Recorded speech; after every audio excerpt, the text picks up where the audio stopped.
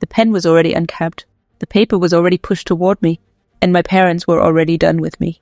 I stood there in my graduation suit, applause from the ceremony still echoing in my ears, when my father slid a folder across the table and said something I will never forget. "Sign it, Noah. We're done raising you." No pride, no congratulations, no emotion. My mother sat beside him, arms crossed, eyes cold, as if I were a stranger who had overstayed his welcome. Inside that folder were disownment papers.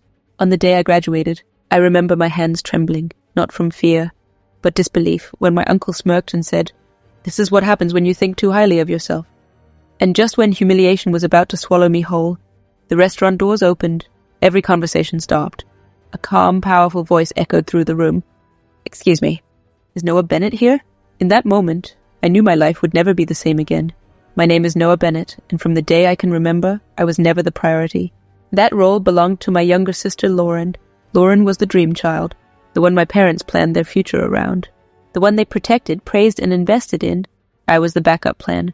The quiet one, the one expected to survive without help. When Lauren wanted a private college, my parents took loans without hesitation. When she switched majors twice, they called it finding herself. When I asked for help with tuition applications, my father said, "Stop acting helpless." So I stopped asking. I worked 2 jobs, studied past midnight, missed birthdays, missed sleep, missed being young. While Lauren lived comfortably on my parents' money, I earned my degree on merit, scholarships and pure exhaustion.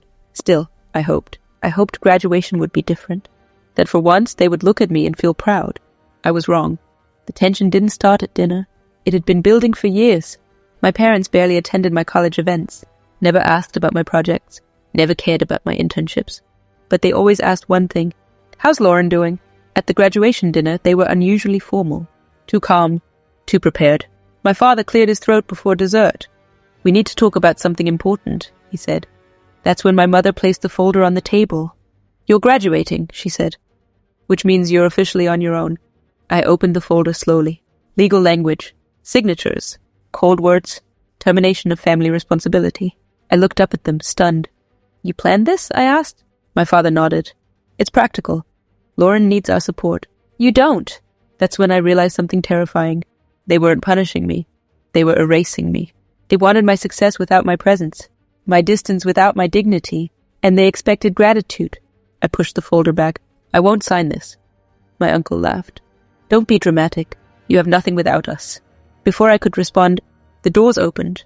A tall man in a dark suit entered, followed by 2 assistants. The entire restaurant fell silent. He scanned the room calmly. "I'm looking for Noah Bennett." My heart stopped. I stood up slowly. "That's me." The man smiled. "Mr. Bennett, I'm Richard Hale, CEO of Hale Dynamics." My father's face went pale. "You interviewed with us earlier this year," Hale continued. "Your independent research on predictive systems impressed our entire board." He turned slightly so everyone could hear. "We'd like to announce your appointment as our newest lead strategy consultant." Gasps filled the room. My mother's hand shook. Hale extended his hand. "Congratulations. You earned this on your own." Then he looked at my parents. "You should be proud," he said politely. They couldn't speak. They couldn't breathe. They couldn't undo what they had just tried to destroy. The silence after that was unbearable. My father stuttered. We didn't know." Hale smiled calmly. "No, you didn't ask." My mother reached for my arm. "Noah, we were just trying to motivate you." I stepped back. "You motivated me by abandoning me," I said quietly. "And that worked."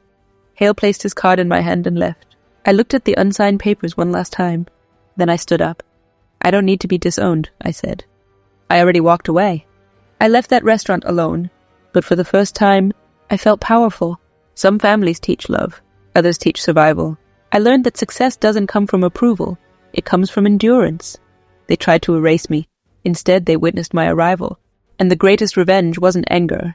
It was independence. If you've ever been underestimated, if your worth was ignored, remember this. The moment you stop begging for a seat at the table is the moment you build your own. What moment changed your life forever? Share your story below. I didn't look back when I walked out of that restaurant. Not at my mother's trembling hands. Not at my father's broken posture. Not at the unsigned disownment papers lying useless on the table. Outside, the night air felt different, lighter, almost unreal. For years, I had imagined freedom as something loud. A victory speech. A confrontation. But this was quiet. My phone buzzed before I even reached my car. A message from Richard Hale. Welcome to Hail Dynamics, Noah. HR will contact you in the morning. Take tonight to breathe. You've earned it. I sat in the driver's seat for a long time. Hands on the wheel, heart still racing. I wasn't shaking anymore. I was steady. By 9 a.m., everything had changed. My inbox exploded. LinkedIn notifications. Corporate emails. A formal offer letter with a salary number I had to read 3 times to believe. By noon, my parents started calling. First my mother. I didn't answer. Then my father. Still no answer. Then messages. Noah, please call us. We didn't understand the situation. We made a mistake. For the first time in my life, they were chasing me. And I finally understood something painful but freeing. They didn't miss me. They missed control. 2 weeks later, Hail Dynamics held a press event. Nothing dramatic. Just an internal announcement streamed online. I stood beside Richard Hale as he introduced me. This young man, he said, placing a hand on my shoulder, was underestimated by everyone except himself. The clip went viral. Someone from that restaurant had recorded the night. The whispers. The frozen faces. The internet did the rest. Comments flooded in. Those parents look ashamed. Imagine disowning your kid hours before this. That silence is loud. My parents' friends saw it. Their colleagues saw it. Their church saw it. They didn't say my name anymore. They said it in whispers. They showed up at my apartment unannounced. Both of them, standing in the hallway like strangers. My father looked smaller somehow. We just want to talk, my mother said softly. I opened the door, but I didn't invite them in. We already talked, I replied. My father swallowed hard. We didn't know you were capable of this. That sentence said everything. Not we're proud. Not we're sorry. Just surprise. I handed them the same folder they'd given me. Unsigned. You wanted me to sign this, I said calmly. So here's my answer. I tore it in half. Then again, then dropped it between us. I don't need your approval anymore, I continued. And I don't owe you forgiveness. My mother cried. I didn't feel cruel. I felt finished. Success is loud at first. But peace? Peace is permanent. Months passed. I moved cities. Built my career. Surrounded myself with people who never questioned my worth. My parents stopped calling eventually. Not because they understood, but because they lost access. And that was the consequence. The real revenge wasn't money, or titles, or public embarrassment. It was this. They no longer had power over my future, because they tried to erase me, and failed. Some families teach love, others teach limits, and the hardest lesson I ever learned was this. You don't become strong by being accepted. You become strong the moment you stop asking. If someone hands you disownment papers, let them keep them, because one day the world might call your name, and they'll have to watch from the silence they created.